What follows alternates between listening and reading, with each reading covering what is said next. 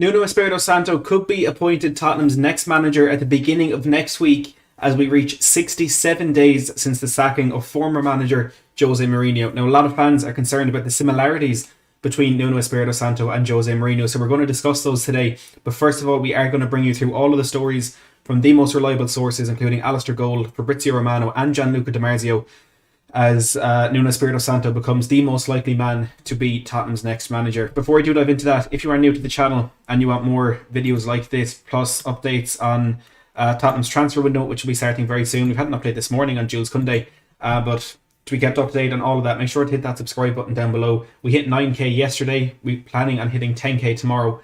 So please do join the team and hit that subscribe button. But look, let's dive straight into things. And the main story is from Alistair Gold, the man that we all see is the most reliable man around Spurs. And a little over an hour ago, he tweeted, "Extensive talks have now been held with Nuno Espirito Santo over becoming the new Spurs head coach. As I said a week or so back, Paratici really likes him, and while his style of play does not match what Levy called for, his ability to develop young players and older ones does. Understand that barring a complete turn, and we've had enough of those in these 70 or 67 days, the former Wolves boss could be in place at Tottenham next week, just days before pre-season starts at Hotspur Way." Now, one of the many concerns we've had, one of the ones that kind of crept up more recently, is that we would not have a manager when pre-season started. We've already missed the deadline of the end of the season, which was the first one we've been given. Then we missed the start of the transfer window. We may not miss the pre-season deadline. Nuno could be in place before the players return for pre-season. And look, there's definitely a mixed feeling around the Spurs fan base on this one. I feel as though there's more people falling on the "we don't want this to happen," the negative side of things, than positive, which is completely understandable. We had a few people in here early on, Joe saying, so we're getting a manager that doesn't play attacking football, even though Levy said in his statement he wanted a manager that plays the Tottenham way. Spurs Savage also says, "I know this is underwhelming for us, but this could be okay for us. We know we need a rebuild starting from the defence upwards, which will be the best option, I feel. Attractive football, no. Solid defence, yep. Says we also have better strikers than Wolves did, so the counter will be better than Wolves." I'm trying to find positives out of this one. But look, Spurs Savage, we appreciate those positives because I'm certainly struggling to find them at the moment. Cody says, "Congrats on 9k, Matt. Warms my heart to see you finding success." Cody, thank you very much for that. I always appreciate your support on the channel. And we are going to have Dave as a parody from Talking Wolves on the channel next week to get a more in-depth analysis of Nuno and what he might bring to Spurs. But just from a quick chat with Dave yesterday, he said, I think the biggest fear that we all have, that Nuno is a carbon copy of Jose Mourinho, likes to defend slim leads when more goals could be there for the taking,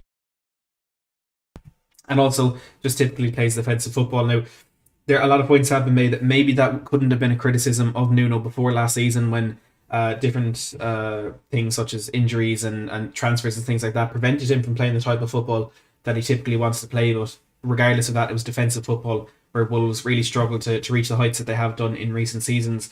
And one thing that I didn't really mention yesterday is that Nuno nearly joined Crystal Palace a couple of weeks back. Why were Spurs so happy to see this candidate go to Crystal Palace without doing anything and then go back in for this one? Well, the reason for that, as we understand it from the reports we're hearing today, is Fabio Paratici. And Nuno, I think, had been identified as a target early on, one that wouldn't be the ideal candidate, but maybe an option to fall back on, especially when he left Wolves. I think there was he shot to the top of the betting odds, and there was a really big feeling for about 24 or so hours that Nuno could be the next man. But then that's when the Conte and Pochettino disaster started to happen. And it's Standard Sport who said that Tottenham had ruled out a move for Nuno Espirito Santo prior to Fabio Paratici's arrival. And this is where we do start to see that kind of that shift in kind of who's actually in control of this. Oliver, thank you for subscribing. Nuno Espirito Santo does not fit into the ideal candidate and the kind of outline of a manager that Daniel Levy gave us at the end of the season. One who plays the free-flowing, attacking and entertaining football, plays the Tottenham way, has that Tottenham DNA in him. That's not Nuno Espirito Santo. I don't think any fan will try to tell you. Now, like I said yesterday, I'm not going to dive too much into it again. I don't think we should go so far as to have the hashtag no to Nuno, but he's not a good manager for this club right now. He is not I don't want to say the big name because I don't think we should go down that route again, but he's just underwhelming. I think, as Spurs Savage put it earlier, he's not someone that we can get confident with and get excited with, who's coming into this club and we can think, maybe we will be back in the top four in the next season or two. Maybe we will get back in that Champions League or be competing for trophies again. We are essentially getting a Jose Mourinho type manager who does not have the history of success that Jose did. And I think that is the bottom line right now. In terms of who we could have gotten, he's not the worst candidate. Of course, I prefer him over Gennaro Gattuso, over Scott Parker, and over some of the other names that have been mentioned. But this, I don't think, is a good enough appointment for Spurs. I've said it all along that I know we're not going to get a manager that we're going to be excited for. In terms of the Poch and Conte for that week or so when he thought that was going to happen, we're not going to get that manager. But I still want someone that I can maybe accept is the best we can get with this. And I'm not sure I can get on board with Nuno Espirito Santo. Now, look, having said that, I will 100% back him and 100% support him as manager of Tottenham Hotspur because he is our manager. But I'm not going to be excited about it, and I'm not going to actively want it to happen.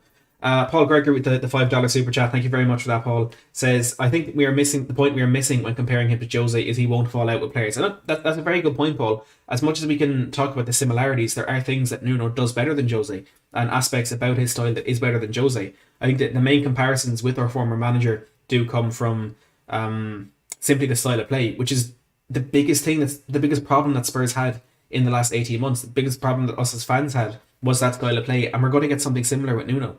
And you can, of course, say the things that's better in terms of Nuno not falling out with players. He's better at developing young players. He works very well with older players as well, as Alistair Gold pointed out. But on the flip side, he doesn't have that history of success and the positivity in what he's done in the past to come in and really shake up the dressing room and actually give the players at the club a sense of, well, we can actually do something here. We can actually achieve something. I've said this manager is very important.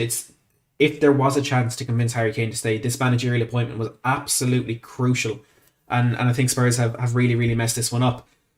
Sam from Paxton Road TV in the live chat, Sam, always good to see you in there, says, Nuno is such a fallback option, not inspiring, but we would have to be behind him should he join. I fear he won't be able to deal with the pressure. And I agree with you wholeheartedly there, Sam. He is a fallback option. I can't possibly imagine the Tottenham board, Daniel Levy, Fabio Paratici, Steve Hitchin, whoever it was, I can't imagine them sitting around a table and walking out of that room very happy that they have identified Nuno Espirito Santo as the best manager for Spurs going forward. And again, I will keep saying it, Nuno did an incredible job at Wolves, and I'm never going to discredit him for that, or I'm never going to take away the quality of the achievement that he managed at Wolves. But it's a very, very, very different situation when he's coming into Spurs. And I know a lot of people have made the point, a lot of people that I absolutely respect in the YouTube world have made the point that, well, every manager to get to that stage, to get to the point of being a world-class manager, has to get their first chance at a big team. And I think that was the point that was mainly thrown around with regards to Graham Potter. Yes, they have to get that first opportunity. They have to prove themselves for that first time. But we as Tottenham should not be a team that gives them that first opportunity. We should be that team that when they do it at an Everton, maybe get them into top four for a season, or a manager who isn't David Moyes and can do well at West Ham. Well, then we should be the one that should be picking them up after they've proved their worth. We are not the team that should be giving them that first chance. Mustafa, thank you very much for subscribing. Spirit Savage says, to be honest, Jose had success, Matt, but look what happened. Poch didn't, and look where he took us. And look, this is something I was only thinking about this morning. We can sit here and we can demand a big name manager. We can, some fans can say hashtag no to Nuno all they want. But at the end of the day, a big name isn't all it takes to succeed. Look at some of our best transfers in the last couple of years. Dele Alli, for the 2-3 seasons, he was unbelievable. We picked him up from the League One. You can look at some players at the back there. Jan Vertonghen wasn't the biggest name when we signed him. Toby Alderweireld had a good season at Southampton, was doing well at Atletico Madrid, but wasn't a massive signing. So it's not always the big name ones that do that. And within those last two managerial appointments, one was a big name that we thought would bring us, or that some fans thought would bring us success, and the other was a manager coming in from Southampton who couldn't speak English, who didn't really have anything to bring with him. And which one of those were the more positive ones? Which one of those actually worked out well? Well, it was Mauricio Pochettino. And this is where I think we need to draw the line between no to Gattuso and no to Nuno, because we can have our say on footballing matters and all that. We shouldn't be the ones that make the decision. Now, we, in the end, in a roundabout way, were the ones that made that decision when Gennaro Gattuso was involved. But it wasn't because of it wasn't because he missed out in Champions League with Napoli and AC Milan. It was because he is a disgusting human being. And we do not want him as a representative of Spurs. That is why I don't think us as fans should have the hashtag Nuno or the say in Nuno Espirito Santo, because if we start having the say in footballing matters, where's the line drawn? When does that stop? We'd have to either have say in everything or nothing at all. And this is where I think Spurs fans need to kind of renounce a bit of that power hunt that we're looking for. And I'm not saying trust in Daniel Levy. I'm not saying absolutely believe in everything he does, because I don't, and I don't think any fan should. But there is a difference there. Cody Mack says, I would like to know more about why Wolves were so comfortable letting him go. And I think it came as a massive shock to a lot of Wolves fans when that happened. There was perhaps more of a disparity in the fan base amongst the feeling there when that was done than I initially thought. I first thought every Wolves fan wanted him to stay. Maybe that wasn't true. But I'll be talking a whole lot more about that next week, like I said, with Dave Azzopardi from Talking Wolves. So please hit that subscribe button if you want to make sure you don't miss out on that one. Dermot Moyles with a €5 super chat. Dermot, thank you so much. I appreciate that. We can say till the cows come home that Santo's not good enough, but every top manager has turned us down one way or another. I'm going to back him. And that's exactly true. Maybe Nuno Espirito Santo is the pinnacle of the manager that we can actually attract right now. Again, like you, Dermot, I'm going to back him. I may not want this to happen. And I said this exact same thing when Mourinho was appointed in November 2019. I don't want it to happen. It's not the choice I would have made. But you can be damn sure I'm going to back him because he's the manager of the club. There's a reason we don't have a man in now. I don't think it's a case of every manager turning us down. I do know that obviously Spurs have turned other managers down. We, of course, shied away from that Fonseca deal and had our own worries with Antonio Conte. But there's a reason that Nuno Espirito Santo is the man that we're going for. And there's a reason that he looks most likely to be our next manager. Whether the reasons are acceptable or understandable or not is a completely different story. But there's a reason that that's where we are. And Dermot, again, thank you for the super chat. HMQ says he has passion. He seems to work hard with players. He's good with the media. It's an okay appointment given the state of the club. And look, that's another positive way to look at it. I don't think I'd be fully on that mindset, HMQ, but it's very true. There are those positive aspects to all this. And given the state that we're in, we could do a worse job. Like I said, we could end up with a Scott Parker or Gennaro Gattuso. Tot943 says may as well have kept Mourinho. And again, that's something I would certainly agree with, because like I said, we're getting in a Jose Mourinho type manager without that history of success and without the kind of respect that he could command in the dressing room. So I don't think Nuno coming into the club would have that immediate effect. And again, I don't think he'd be the man who could convince Harry Kane to stay. Now, just taking a look at some of the other stories that have come out today, just reiterating that one from Alistair Gold. He said, barring a complete turnaround, Nuno Espirito Santo could be in place at Spurs as early as next week, just days before pre-season starts. He's also said extensive talks have now been held between Santo and Spurs. Gianluca Di Marzio said that Nuno Espirito Santo is very close to becoming the next Tottenham manager after holding advanced talks to become the next head coach. Fabrizio Romano also said today that Fabio Paratici had looked to bring Nuno Espirito Santo to Juventus last season before he eventually opted to appoint Andrea Pirlo. I think we all know how that one went. He, of course, has been sacked since. Also some talk about potential signings today. Jules Koundé mentioned as our number one centre-back target by Gianluca Di Marzio and a few other outlets then jumping onto that story. I can believe that he's a target for us. I can believe that Spurs want him, but I can't for a second believe that deal is going to get done. He's too good for us, and that is the sad state of affairs that we are in. He's going to go to a bigger club. GoFan with a £2 super chat. Thank you very much for that. Really appreciate it. Says, disappointed. Hopefully the contract is short. And look, we'll have to wait and see how long that is going to be. I can't imagine this is an appointment that Spurs will commit to a 4 or 5 year deal. I think we're looking at 2 or 3 years, maybe 2 with an option for a third. And I think that has been the general kind of outlook that the club have got into these negotiations with since Poch and Conte, which a lot of people are taking for, Poch has 2 years left in his contract. Well, that's why we're offering 2 year contracts to other teams, or to other managers, but I wouldn't dive too much into that. But Govan, thank you for the super chat, and I agree with you there.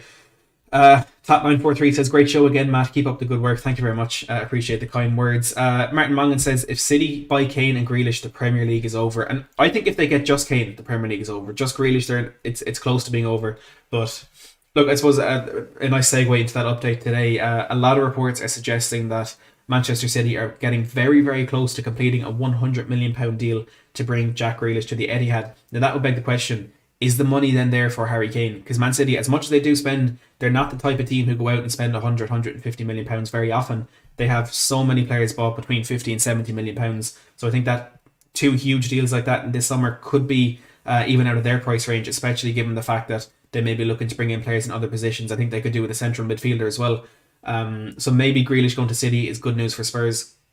It also kind of confirms what I'd said a couple of weeks ago, that with the signings of Emi Buendia and the interest in James Ward-Prowse and Emile Smith-Rowe, that Aston Villa were essentially spending that Jack Grealish money before they even got it, which is straight away a better transfer strategy and more just being more astute in the transfer window than Spurs have been in a very, very long time. But potentially good news there for Spurs with Jack Grealish maybe completing a move to Manchester City, and like I said, it is going to be a very busy transfer window for Spurs. Whichever manager comes in, we know there's going to be a lot of outgoings, which would lead us to believe that perhaps there will be a lot of incomings as well. Again, some names mentioned today include Jules Koundé and Joachim Andersen as potential centre-back targets.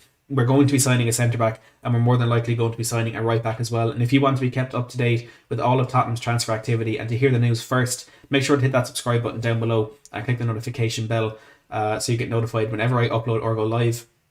We're on the road to 10k before the season starts. Currently on 9, maybe coming up to 9.1k. We hit 9k yesterday, so fingers crossed we can get to 10 before the season starts. I appreciate all the support on the channel, as always, from everybody, the kind words, the comments, the likes, whatever it is. And speaking of likes, let's see if we can get to 100 likes on this stream. We're on 47 with 245 people watching, so please hit that like button. And let's get to 100 as quickly as we possibly can. Let me know your thoughts in the comments down below on Nuno, as he's looking increasingly likely to be our new manager. As Alistair Gold says, he could be appointed in the next couple of days. Let me know in the comments your thoughts on that, and also head over to my video on Jules Koundé and let me know your thoughts on that potential signing there. But for now, as always, thanks for watching.